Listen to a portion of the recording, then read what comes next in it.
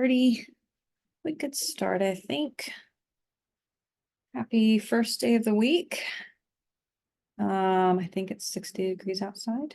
We're getting there. So that's enjoyable. As usual, here are a couple of reminders for you as we start this week. You do have a quiz this Wednesday.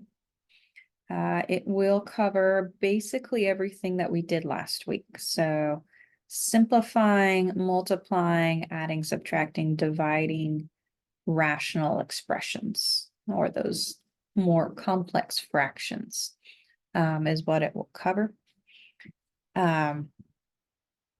So to prepare, look at what we did last week. Something I did want to show you, I emailed this out. This is something we talked about as a class on Thursday last week, is the desire to be able to see what we talked about in class again. So if you go down to the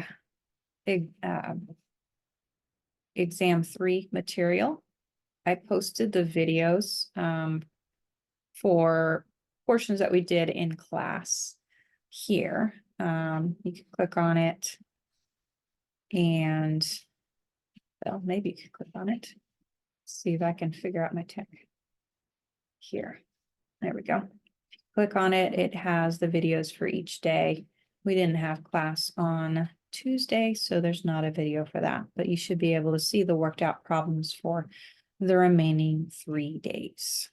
So let me know if you have questions about that, and I'll do that for this week as well. Try to remember to post those end of the week. Okay, questions on that? Thank you. You're welcome.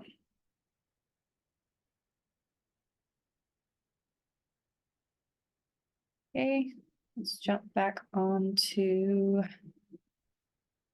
PowerPoint. Tomorrow we'll cover section 7.7. So just try to watch that video before class tomorrow. And you don't have to work all the homework, but maybe try your hand at a couple of the homeworks. We're going to do some of them in class together in breakout rooms tomorrow, but it's a good idea to have an idea at least of the ones that you have questions about. Okay. The plan today is we have section 7.6 to go over.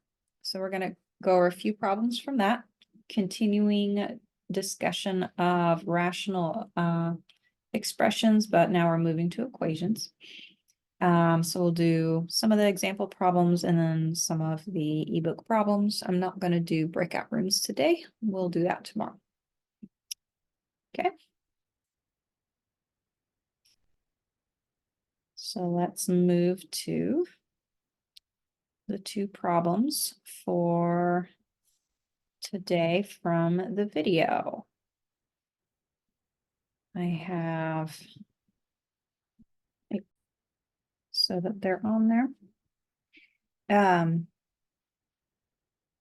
Number 1, you all saw it worked out in the video. We are now talking about equations. So prior to this, last week, we didn't really work with anything that had one rational expression equaling another. We were just simplifying them or multiplying or dividing or adding, but now we're setting one equal to the other. So we actually want to solve for x.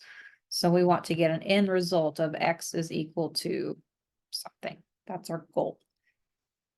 And in order to do that, we're going to make use of something we used last week, the least common denominator, or LCD. It is a very common method in solving equations that look like this to multiply everything by that least common denominator. So here, the least common denominator would be, let's see, the first denominator is x plus 2, so that's one factor. The second denominator has a factor of 2. I have to use both of those, multiply them together to get my LCD, okay? I'm going to multiply both sides of the equation by that least common denominator.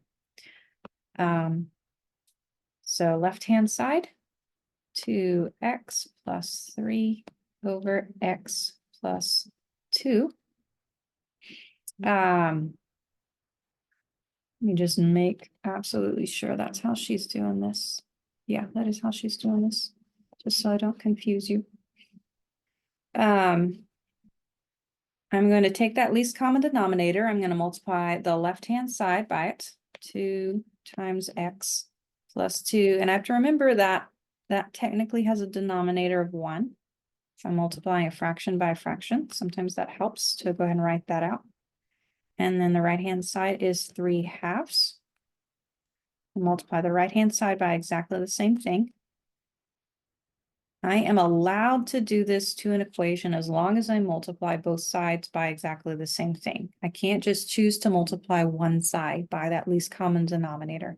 If I multiply one side by something, I have to multiply the other side of the equation by something. We're dealing with equations now, so I have to deal with both sides together. Okay.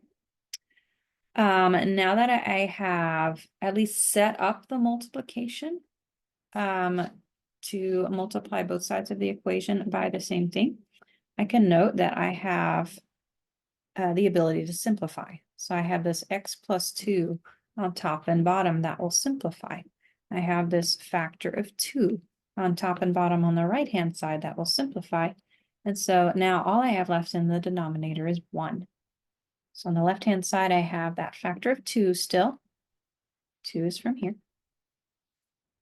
Times 2x plus 3, and that's technically over 1, but if the denominator is 1, I only write it if it's helpful.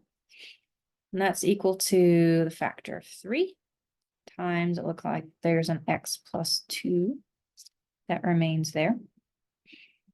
So we were able to multiply both sides of the equation by the least common denominator. The least common denominator has the property that every denominator will divide evenly into it, or will have a common factor that will cancel with the least common denominator,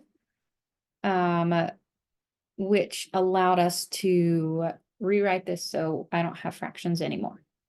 This is now a linear equation and I can solve. So here I'm going to distribute on the left, giving me 4x plus 6 is equal to. Do the same thing on the right. So I'm going to distribute my 3x plus 2. Now I want to get all the x terms on one side, get all terms that are not, did I mess up here? Wait, this should be 6, shouldn't it? Thank you. Yes, I knew something didn't look right with the answers that the quiz had, or the poll had rather, okay? So I have to distribute that 6 or that 3, so that should give me 3x plus 6 on the right. I am now going to get all of the terms involving x on the same side. So let me subtract 3x from both sides, giving me 4x minus 3x is x plus 6 is equal to 6. And now I want to get x by itself. So let me subtract 6 from both sides, giving me x on the left-hand side. 6 minus 6 is 0.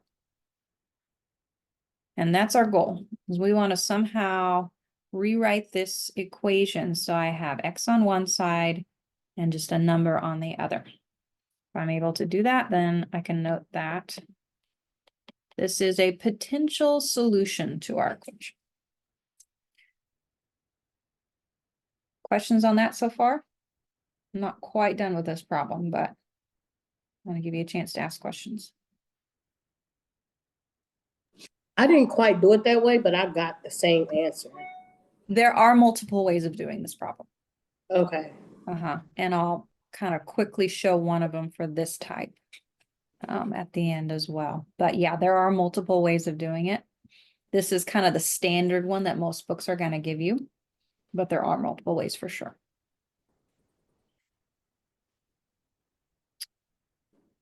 Okay. Other questions before I move on?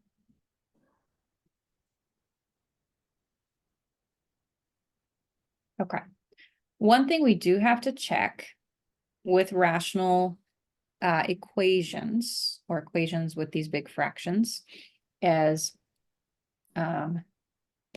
making sure that our solution is not going to cause us to divide by 0.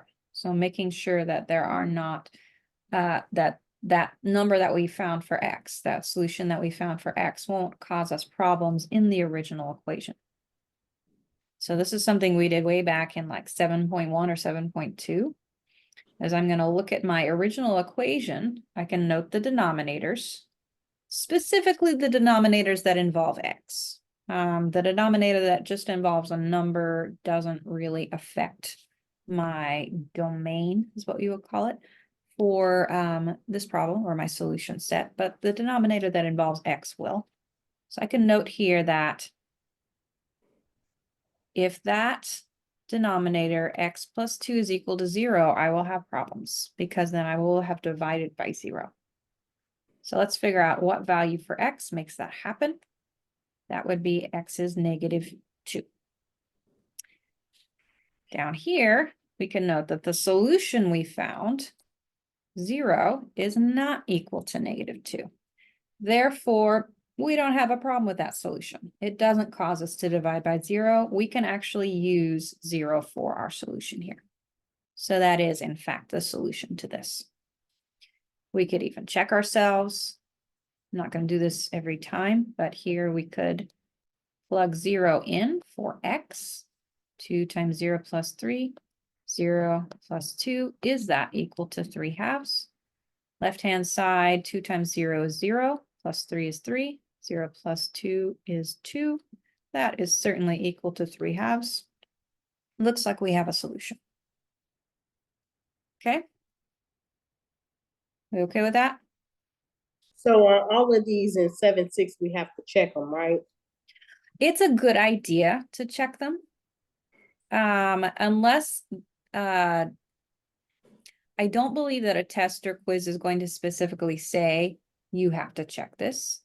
But because there are so many steps, it is a good idea to go ahead and plug it in and check it. Okay. Okay. So unless it specifically says check, you're not required, but it is a nice backup for you just to make sure you didn't make any errors. Okay. One other thing with this, let me give myself a little more room here. Make that smaller. There we go. There are alternative methods of solving equations like this. This one's not clicking for you. There are alternatives. This particular one has the property that I have one fraction equaling another fraction. And if you just want to stick with one method, stick with the one that Hannah taught you in class, you may ignore completely what I'm doing here and focus on that. That's totally fine. But I know some people like to have different methods. If you have the specific setup that you have one fraction, one and only one, equaling another fraction, one and only one on the other side, then you can use the method of cross multiplication to solve this. So I can multiply these two terms together, and I can multiply these two terms together, and that eliminates my fractions, and you don't have to worry about the least common denominator. So I would multiply 2 times 2x plus 3 is equal to 3 times x plus 2. And then distribute 4x plus 6 is equal to 6x plus 6, or 3x plus 6, excuse me. And we got exactly that same that same equation over here on the left, and we solved it and got x is equal to 0. So this one did have a little bit of a shortcut, but it doesn't hurt to understand it using the least common denominator method, because this method on the left of cross multiplication won't work for every equation, but that one on the left will. Questions on that?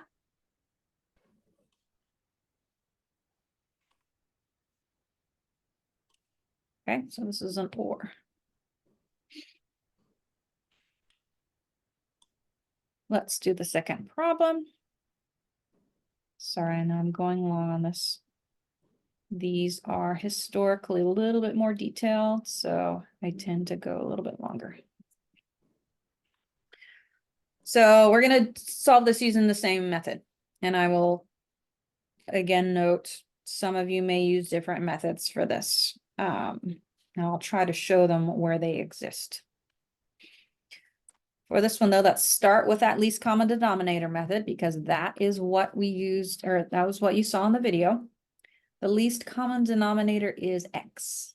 You can note that the denominator of the x is 1, and then the other two denominators are already the same. They're already just x. So let's go ahead and use x as the least common denominator. That means that I want to multiply both sides of the equation by that least common denominator. So I have x over 1 plus 3 over x is equal to 12 x. So I'm going to multiply the left-hand side of the equation by x, remembering that the denominator of the x is 1. Multiply the right-hand side of the equation by x. Okay. I can note that on the left-hand side, this actually distributes. I think maybe Hannah just multiplied every term by the least common denominator. That's an alternative. You don't have to note the distribution. You can just directly say, I'm going to take that x over 1 and I'm going to multiply it by the first x. And then I'm going to take my least common denominator and I'm going to multiply it by that second term. And then I'm going to take my least common denominator and I'm going to multiply it by the right-hand term. Okay, that'll work. And now I'm going to note that because I used that least common denominator, every time I have a denominator that's not 1, that denominator will cancel. That's the special thing about the least common denominator, is every denominator will divide it. And now I can simplify what remains. X times x is x squared. X squared over 1, but if it's not helpful, I don't need to write the 1. Plus 3 is equal to 12. Okay. And now let's solve this. This is a quadratic, but there's only one term here that is quadratic, or one term here that has an x. So generally, when I have something with an x squared, I want to get all terms on one side of the equation, 0 on the other. So this is a different process from a linear equation. So let's subtract 12 from both sides instead of subtracting 3. That leaves me with x squared minus 12, excuse me, minus 9.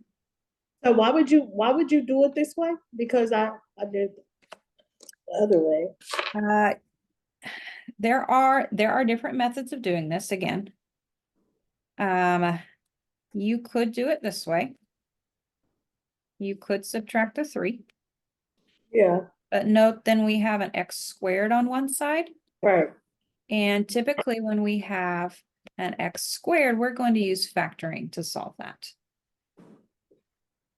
Whenever we use factoring, we want 0 on one side, everything else on the other. Okay. So that's why I went the other way. I don't think we've talked about using a square root to solve, as you have to do on the right. So we're going to lean on factoring. Left-hand side, this is the difference of two squares, which factors as x plus 3 times x minus 3. And I think And that's what I would have did to the other one though.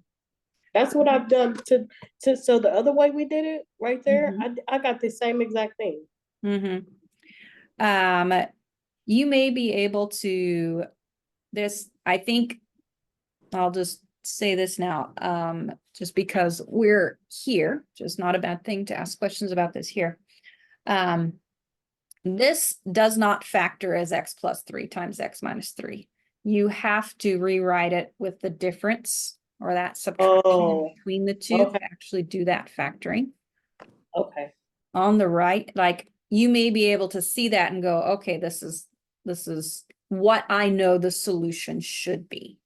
But I would, Right. And that's what I did. When I okay, seen it, I was like, oh, Mhm. okay. Right. So it has to have the difference, the negative sign. It does. It does, Okay. yes. All right. Uh-huh. All right. On the right-hand side, if we wanted to solve that way, we'd have to use a square root. So we'd have to do that, which would give us two solutions. It'll give us plus or minus 3.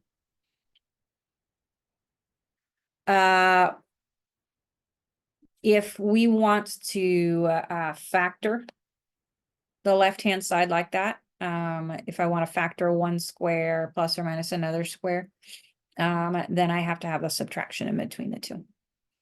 So this factors as x plus 3 times x minus 3. I can set each equation equal to 0.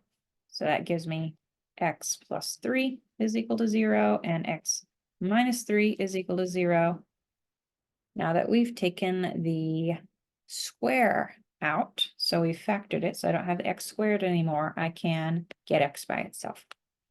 So that tells me x is equal to -3 or x is equal to 3. That's 3. So x is equal to 3.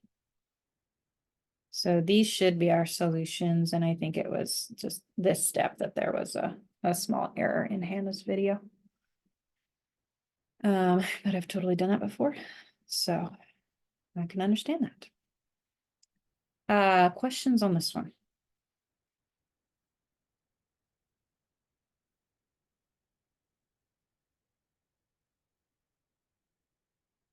Okay.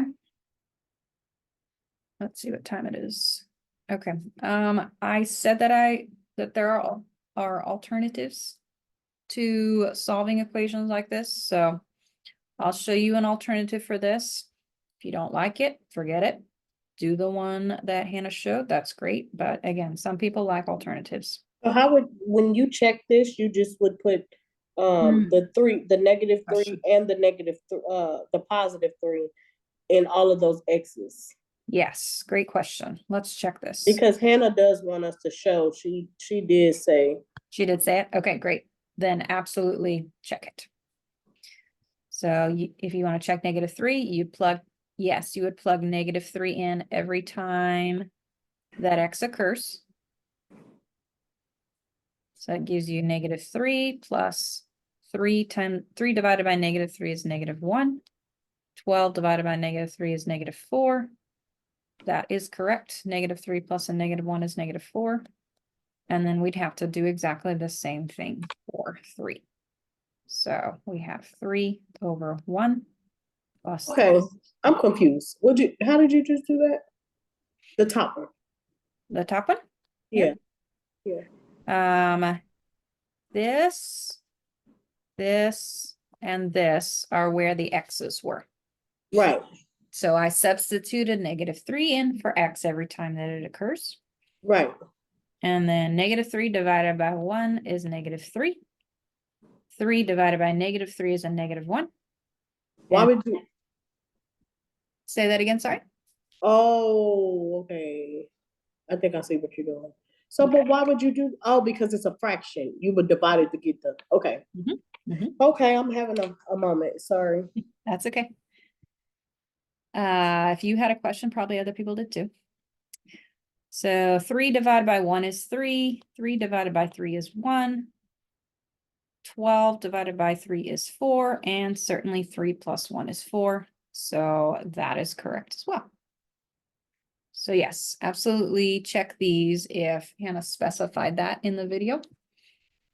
And that's how you would show the checking for this one. Questions on that?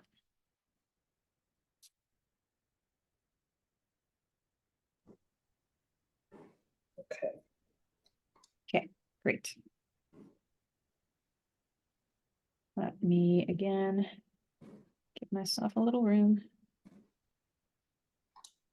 Always write too big. I'm going to show you, I'm not going to show you all of this, but I'm going to show you an alternative. As mentioned.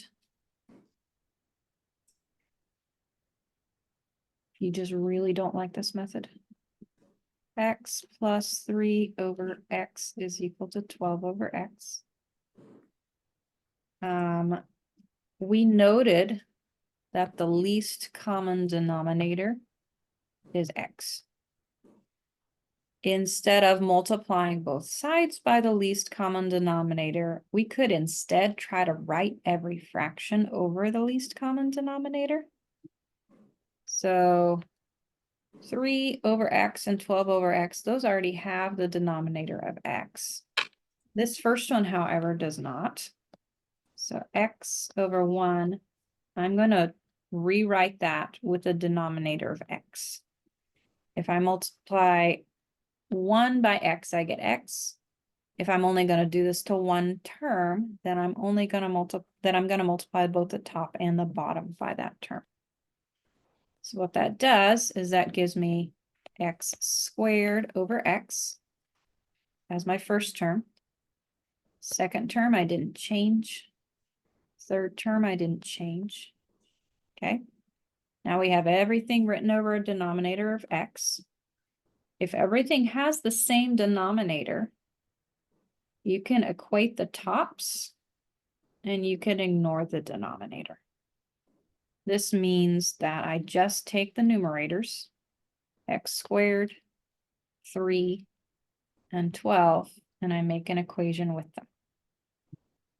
And we can only do that if all denominators are the same.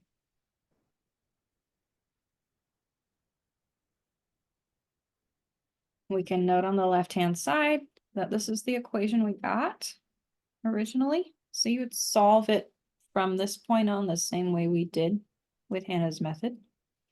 But that is just a second way to solve this equation. Questions on that?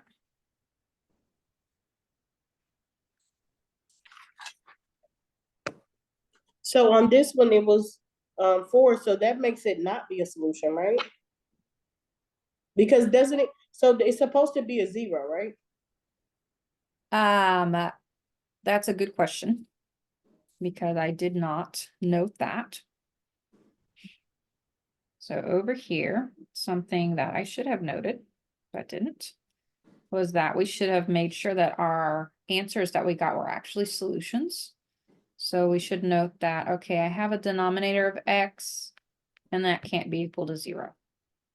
Right, okay. Right. So because that's the second part of the problem that she wants us to put. That one for sure. She will want you to put that, yes.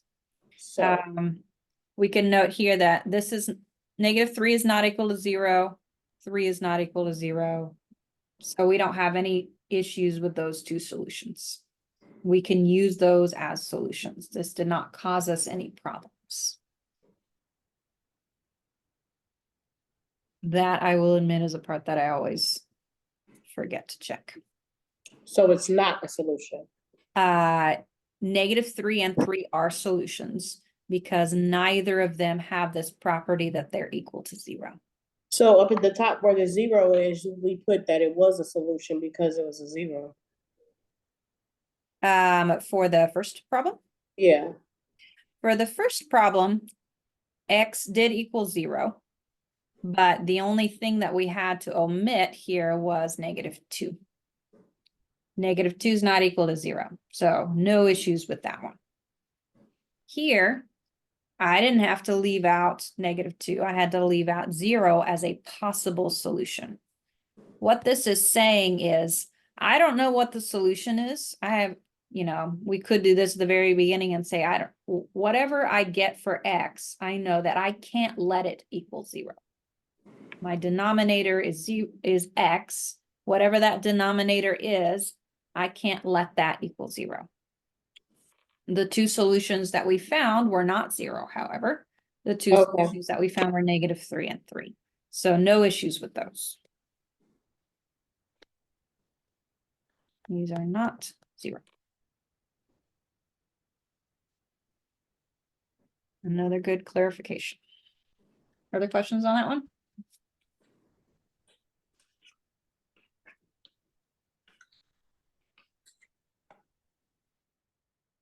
All right, I knew these would take a while. Didn't know they take quite that long, but that is okay. These can be time consuming.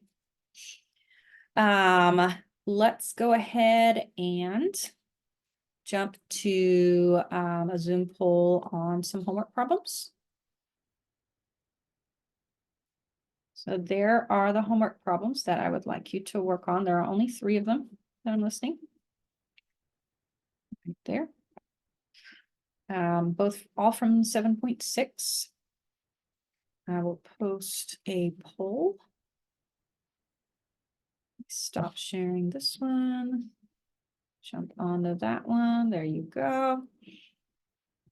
And let's see, we have 23 minutes, so let's just take about 10 minutes on this. And we'll jump back at 1:22, let's say, and talk about these. Maybe 1:25, and that'll give you a little bit more time to work on them.